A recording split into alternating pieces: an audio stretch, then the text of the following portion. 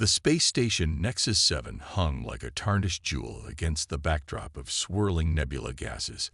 In its dimly lit maintenance corridors, Lyra worked alone, her six-fingered hands moving deftly across the control panel of a malfunctioning air recycler.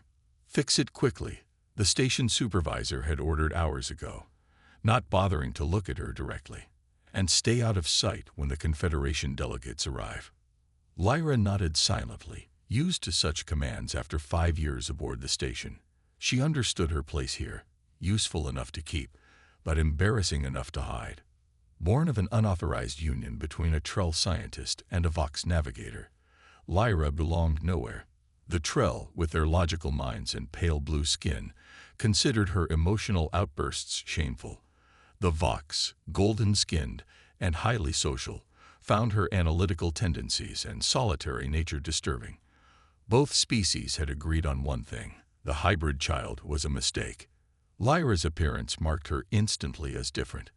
Her skin shifted between pale blue and gold depending on her emotions, a trait neither parent species possessed. Her eyes, 3 instead of the standard 2 or 4, could see spectrums invisible to most beings. These differences might have been tolerated if she'd shown proper deference, but Lyra had another trait both parent races found intolerable. She asked questions. The recycler hummed back to life under her touch. Lyra sat back on her haunches, wiping grime from her forehead with the back of her hand. She'd completed the repair in half the expected time, but knew better than to expect praise. Recognition wasn't something hybrids received. "You there, maintenance drone." Lyra turned to see a tall Krell official striding down the corridor, his ceremonial robes sweeping the floor. The Krell, insectoid diplomats known for their rigid adherence to protocol, rarely ventured into maintenance areas. "The air quality in conference room Delta is unacceptable," he chittered, mandibles clicking in agitation. "Fix it immediately, or face reporting to the station master." Without waiting for her response, he turned and left, clearly considering the matter resolved. Lyra gathered her tools with practiced efficiency. This wasn't the first time she'd been pulled from scheduled work to address a dignitary's complaint, nor would it be the last. Conference room Delta buzzed with activity when she arrived. Representatives from 12 species argued loudly about trade routes and resource allocation. None noticed the small hybrid technician who slipped along the wall toward the environmental controls.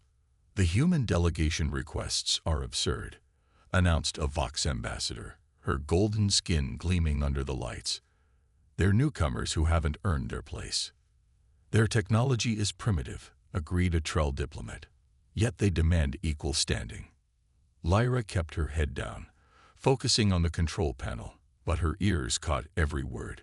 Humans were rare in this sector. Their recent emergence into galactic society made them objects of curiosity and dismissal. Like her, they were considered lesser beings by the established powers. As she worked, Lyra noticed something odd in the readings. The room's oxygen levels were dropping at a steady rate, too precise to be accidental. Someone had programmed the system to slowly reduce life support. At current rates, within 2 hours, most species in the room would begin to lose consciousness. She hesitated, knowing that pointing out sabotage would attract unwanted attention. The last time she'd spoken up about a security concern, she'd been reassigned to waste processing for a month as punishment for overstepping. But these delegates would die if she did nothing. Her fingers hovered over the control panel as she weighed her options, the blue in her skin darkening with anxiety while flecks of gold, determination, began to appear along her arms. The docking bay of Nexus 7 buzzed with unusual activity as the Earth vessel Horizon completed its final approach. Station security stood at attention, their postures stiff with the formality reserved for unwelcome but necessary guests.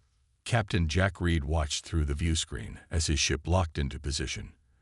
At 42, with deep lines around his eyes and silver streaking his dark hair, Jack carried himself with the quiet confidence of someone who had nothing left to prove. This mission marked humanity's first major diplomatic venture into the heart of Confederation space. "Remember," Jack told his crew of 12 as they prepared to disembark, They expect us to fail. Our job is to surprise them. The airlock hissed open, releasing them into the cool, sanitized air of Nexus 7. A Krell official waited, flanked by security drones. Captain Reed, the Krell's voice translator, buzzed flatly. I am Director Molt. You and your delegation will follow me to your assigned quarters. The conference begins in 3 standard cycles. No welcome, no pleasantries. Jack had expected as much from the briefings. He nodded politely, noting how the station staff kept their distance, as if humans might be carrying some contagion. We appreciate your hospitality, Jack replied with deliberate warmth. As they walked through the station's main thoroughfare, Jack observed the mix of species moving about their business. Most barely glanced at the humans, while others stared openly with expressions ranging from curiosity to disdain. Your species' request for mining rights in the Oran sector will be denied, Director Molt stated abruptly as they walked. The Confederation does not grant such privileges to unproven civilizations. Jack kept his expression neutral. We look forward to discussing all possibilities during the conference. The director's mandibles clicked in what might have been amusement. Discussion is permitted. Agreement is another matter. They turned down a side corridor, and Jack noticed a small figure working at an access panel. The station worker had unusual coloration, patches of blue and gold shifting across her skin as she worked with intense focus. He noticed her third eye, centered on her forehead, blinking rapidly as it scanned the readouts. Director Molt made a sound of disapproval. Maintenance should not be visible during diplomatic passages. I will report this breach of protocol. The worker flinched at his words but continued working with practiced efficiency. Is there a problem with the station systems? Jack asked. Nothing that concerns your delegation, Molt replied dismissively. The hybrid is simply performing routine maintenance. Jack caught the worker's brief glance upward at the word hybrid, noting the flash of resignation in her expression before she returned to her task. Something about her struck him as different from the other station personnel he'd seen, a certain intensity that went beyond simple maintenance work.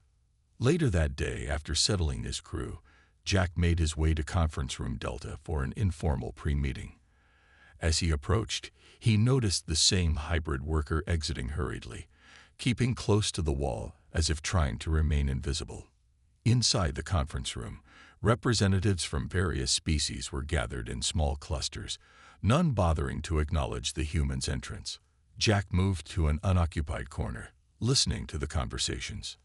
Oxygen levels are finally stabilized, a Trell diplomat was saying. The environmental system was malfunctioning. How unfortunate it would have been if we'd all fallen unconscious during negotiations, replied a Vox ambassador with what seemed like forced casualness. Jack's military training made him instantly alert. The statements weren't matching the tones. There was tension beneath the words that suggested something more serious than a simple malfunction. He slipped back into the hallway and caught sight of the hybrid worker turning a corner. Making a quick decision, Jack followed her, his curiosity piqued by both her unusual appearance and the strange conversation he'd overheard. What had really happened in that conference room? And why was this hybrid the only one addressing it? Lyra slipped through the service tunnels of Nexus 7, moving quickly away from the conference area. Her heart raced as she replayed her actions in her mind. She had reset the oxygen regulators and left an anonymous alert in the system that would trigger if anyone tried to tamper with them again. No one had seen her fix the sabotage. At least, she hoped not. "Excuse me," called a voice from behind. Lyra froze. The voice was unfamiliar, deeper than a Trell's, warmer than a Krell's. She turned slowly to find the human captain standing a few meters away, his hands open at his sides in a universal gesture of peace. "I don't mean to startle you," he said. "I'm Captain Jack Reed of Earth Vessel Horizon." Lyra lowered her eyes as she'd been taught. "I apologize for being in your way, sir. I'll remove myself immediately." "Actually, I wanted to talk to you," Jack said, stepping forward, "about what happened in Conference Room Delta." Cold fear washed over Lyra, turning her skin a pale blue. I was only conducting routine maintenance as ordered, she said automatically. Jack studied her for a moment, his eyes kind but searching. Was fixing a deliberate oxygen reduction system part of that routine maintenance? Lyra's third eye blinked rapidly in surprise. No one had ever noticed her work so carefully before. She remained silent, calculating the risks of admission against denial. I won't report you, Jack added softly. I just want to understand what happened. Why would you care what a hybrid maintenance worker did? Lyra finally asked. Because 12 diplomats might be dead right now if you hadn't done it, Jack replied simply. Lyra looked up, meeting his gaze directly for the first time. The human didn't flinch at her third eye or show disgust at her mottled skin. Instead, he waited patiently, showing her something she rarely encountered: respect. Someone programmed the system to reduce oxygen levels gradually, she admitted. The decline was set to appear natural, a system degradation rather than sabotage. Jack's expression grew serious. And you caught it. It wasn't difficult. The pattern was too precise for a natural failure. She hesitated, but reporting it would have caused more problems for me than for the saboteur. Because no one listens to hybrids, Jack finished for her. Lyra's skin flashed gold with surprise. How would you know that? Jack smiled sadly. Humans have a long history of ignoring the voices that matter most. We've learned from it, some of us anyway. He gestured to the corridor around them. How long have you worked on this station? 5 years, Lyra answered. I was transferred here after my educational period ended. Neither of my parent species wanted me in their central systems. Jack nodded thoughtfully. What's your name? The question caught her off guard. Most people addressed her as hybrid or maintenance or nothing at all. Lyra, she said, the name feeling strange on her tongue after so long unused. Well, Lyra, Jack said, you have exceptional observational skills. Have you noticed anything else unusual about the station recently? Anything that might suggest who wanted that meeting to end badly? Lyra hesitated. Sharing information with an outsider could cost her position, meager as it was. Yet something about this human made her want to trust him. The Krell delegation arrived with more security drones than diplomatic staff, she offered carefully. And 3 sections of the database were locked down yesterday: trade routes, weapons specifications, and Earth's preliminary agreements. Jack's eyebrows rose. You have access to that information. A small smile touched Lyra's lips, golden flecks brightening across her cheeks. I maintain the systems. The systems contain the information. For the first time in years, Lyra felt her skills being seen, not just her appearance. The feeling was both frightening and exhilarating. Lyra, Jack said with newfound respect, I think you and I need to have a longer conversation. The service bay tucked away in Nexus 7's lower levels provided the privacy Jack had requested. He sat across from Lyra at a small maintenance table, his broad shoulders hunched forward as he listened to her speak. The attack on your conference wasn't random, Lyra explained, her fingers tracing patterns on the metal table. 3 similar incidents have occurred in the past month. Each time, a different species was targeted. And no one connected them? Jack asked. Lyra's skin darkened to deep blue along her arms. I filed reports. They were dismissed as system glitches. Station security doesn't consider maintenance observations reliable, especially from someone like me. Jack frowned. That's not just unfair, it's dangerous. A warning light flashed overhead, casting the room in brief red pulses before returning to normal. Lyra's third eye focused on it immediately. That shouldn't be happening, she murmured, rising from her seat. She moved to a nearby terminal, and her fingers flew across the screen, calling up status reports. Something's wrong with the central docking system. Jack joined her at the terminal. What kind of wrong? All safety protocols are being systematically disabled, Lyra said, her voice growing urgent. The automated guidance systems, emergency thrust dampeners, collision alerts, they're all going offline one by one. Jack's face hardened. My ship is docked in Bay 4. How many others are currently attached to the station? 17 vessels, including diplomatic shuttles from all major Confederation species. Lyra's third eye narrowed as she scanned through data streams faster than Jack could follow. If the docking clamps release without warning, at least half those ships would collide with each other or the station. The death toll would be catastrophic. Jack finished grimly. Can you stop it? I can try, but we need to alert station security. This is beyond routine maintenance. Jack placed his hand on a communication panel. Captain Reed to station security. We have an emergency situation with the docking systems. Request immediate. Request denied, came the flat response. All systems show normal operation. Cease unauthorized communications immediately. Jack exchanged a bewildered look with Lyra. They can't possibly be missing this. Unless they're deliberately ignoring it. Lyra whispered, golden patches of alarm spreading across her face. Or worse, they're part of it.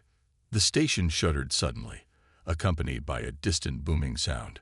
Emergency alarms began blaring throughout the corridors. That was Bay 7. Lyra gasped, reading the alerts flashing across her screen. The Krell diplomatic shuttle just tore free from its moorings.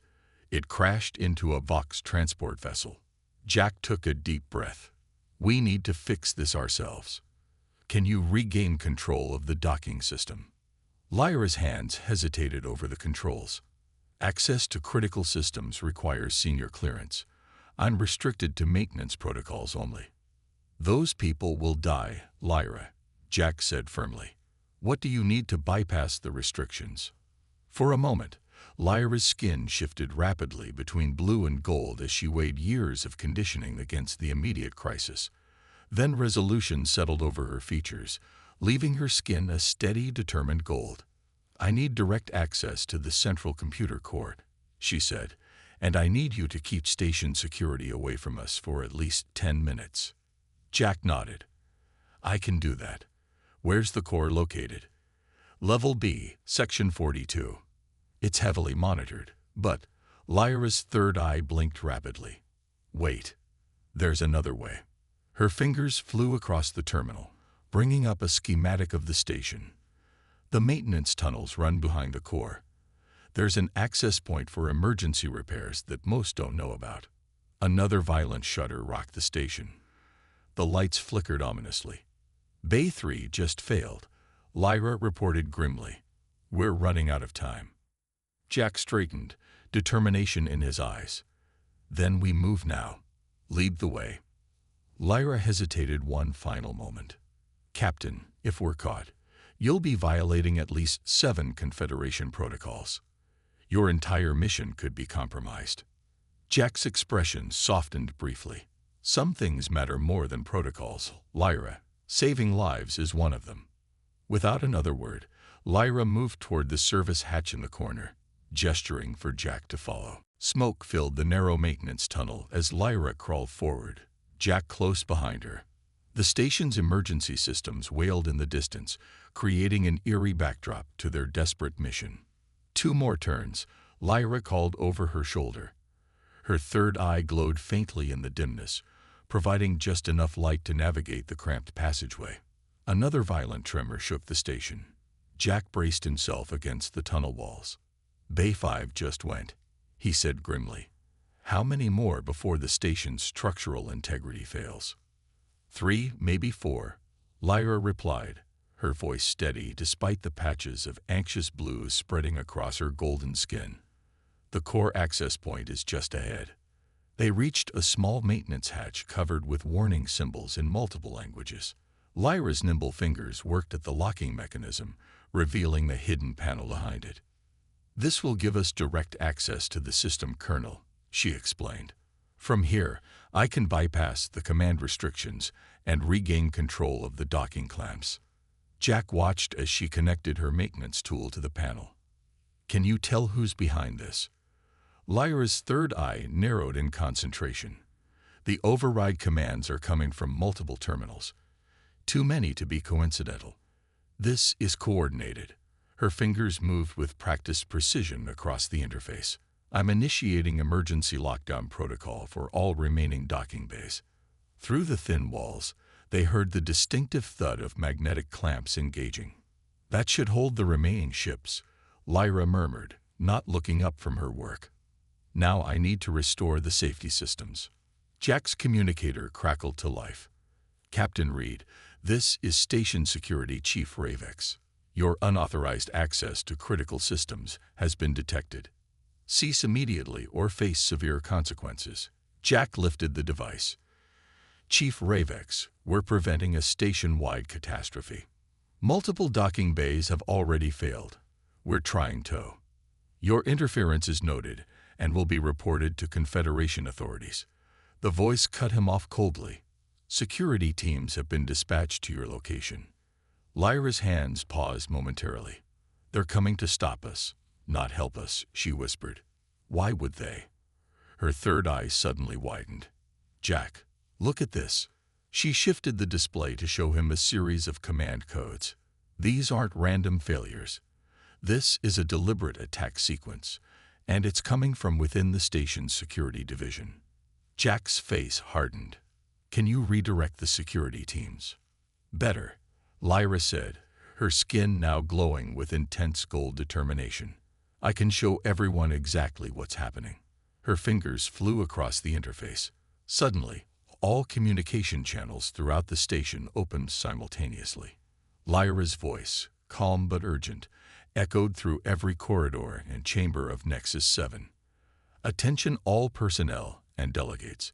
This is a station-wide emergency alert. Docking bays are failing due to deliberate sabotage originating from security-level access.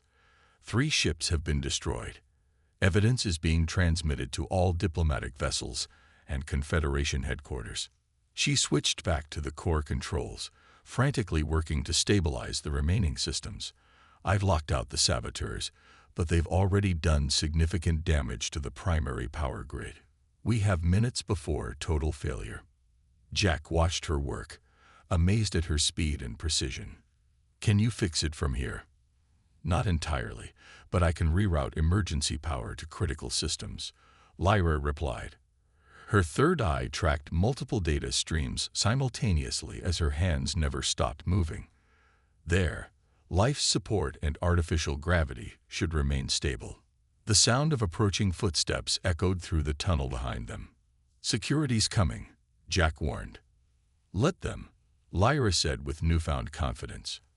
"I've transmitted everything to the diplomatic vessels. They've seen what happened and who was responsible." The maintenance hatch burst open.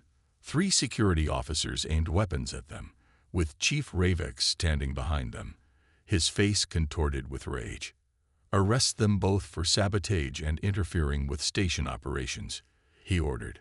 From the communication system came a new voice, the stern tones of the Trell High Commander. "Security Chief Ravex, you and your officers are relieved of duty pending investigation. The evidence provided by maintenance technician Lyra clearly shows your involvement in this attack." Ravex's face drained of color. The security officers lowered their weapons, looking confused. Lyra stood slowly, her mismatched skin glowing with confidence as she faced the man who had dismissed her reports for years. "The station logs show everything," she said simply. "They always did. You just never thought anyone would believe me." The Emergency Council chamber buzzed with tension. Representatives from 12 Confederation species sat around a circular table, their faces grim. Lyra stood beside Jack at the center of the room, her skin shifting between gold and blue as all eyes focused on her. "The evidence is undeniable," announced the Trell High Commander, his pale blue fingers tapping on a datapad. Security Chief Ravex and 17 officers were part of a coordinated attack on this station. Their goal was to destroy multiple diplomatic vessels while their delegations met. "But why?" asked a Vox ambassador. "What could they possibly gain from such chaos?" Jack stepped forward. According to the files Lyra recovered from Ravex's private terminal, this was only the first phase of a much larger plan. Lyra activated the central display, showing a complex network of communications spanning multiple star systems. Her third eye tracked the data flow as she spoke. "The security breach wasn't limited to Nexus 7, she explained. Similar infiltrations have occurred at 8 other Confederation stations over the past year. All went undetected because she hesitated, patches of blue anxiety appearing on her skin.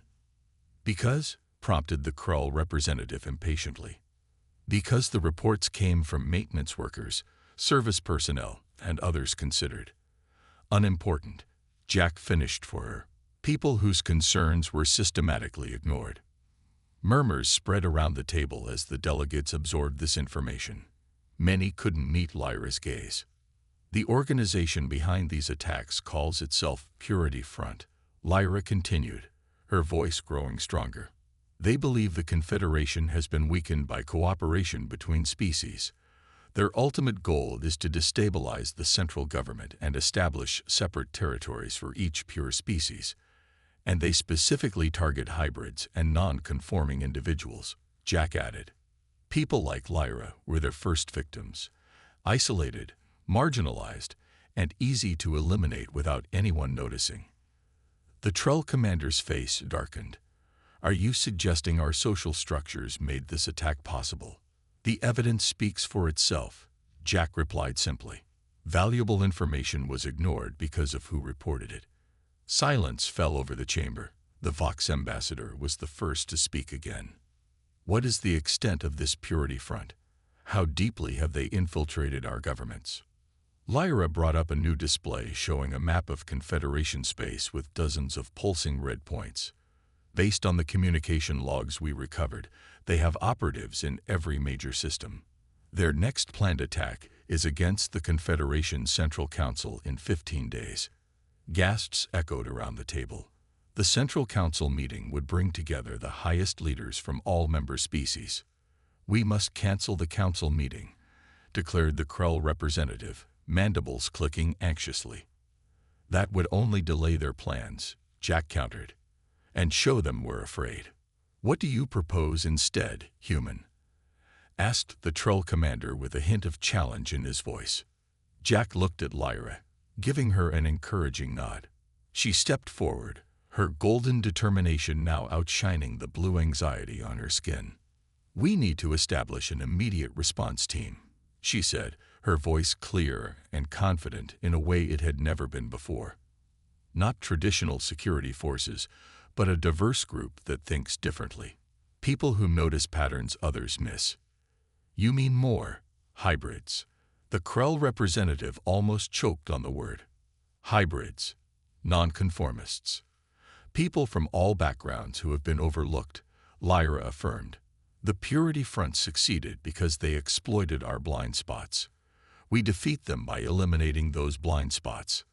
The chamber erupted in disagreement, species arguing among themselves about tradition and protocol.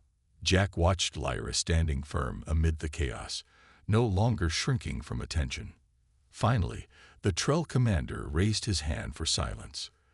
The human and the hybrid prevented a massacre today when our security forces could not. Perhaps, he seemed to struggle with the words, perhaps there is wisdom in this approach. He turned to Lyra directly. You understand both the station systems and this threat better than anyone. What exactly do you need? Lyra's third eye blinked in surprise, but she answered without hesitation. A small ship, access to Confederation communication networks, and a team of 12 people who, like me, see things differently. And who would lead this unconventional team? Asked the Vox ambassador. Before Jack could speak, Lyra answered with quiet confidence. I will. The starship Mosaic glided through space, its sleek design unlike any other vessel in the Confederation fleet. Where most ships bore the distinct marks of their origin species, the Mosaic was a blend of technologies and aesthetics from across the galaxy.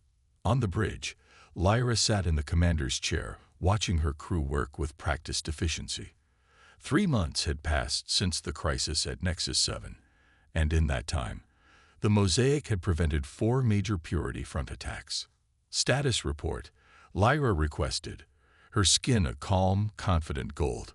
All systems functioning at optimal capacity, replied Dash, a cybernetically enhanced pilot whose modifications had made him an outcast among his people. His 6 arms worked multiple controls simultaneously. Long-range scanners detect no unusual activity near the Council approach vectors, added Mira, a blind navigator whose other senses had evolved to perceive spatial relationships in ways no technology could match. Lyra nodded, her third eye scanning the data flowing across her personal display. Her team of 12, each selected for abilities that made them unsuitable for traditional roles, had become the most effective task force in Confederation history. The door to the bridge slid open, revealing Jack in the formal blue uniform of an Earth diplomat. His face broke into a warm smile when he saw Lyra. "Commander," he greeted her with a respectful nod that couldn't quite hide his pride. "The council session begins in 3 hours. They've requested your team's presence during the proceedings." Lyra stood, smoothing the commander's uniform that still sometimes felt strange against her skin. "Are they expecting another attack?" "No," Jack replied. "They want to thank you properly for saving the Central Council last month. And," he hesitated, his eyes twinkling, "they have a proposal for you." The Grand Chamber of the Central Council was filled to capacity. Representatives from every Confederation species stood as Lyra entered with her team. The applause that greeted them was deafening. The Trell High Commander, now appointed as Council Leader, raised his hands for silence.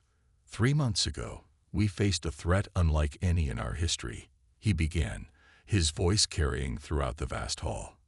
"A threat we could not see because we chose not to look in certain directions." He turned toward Lyra. But Commander Lyra saw what we could not.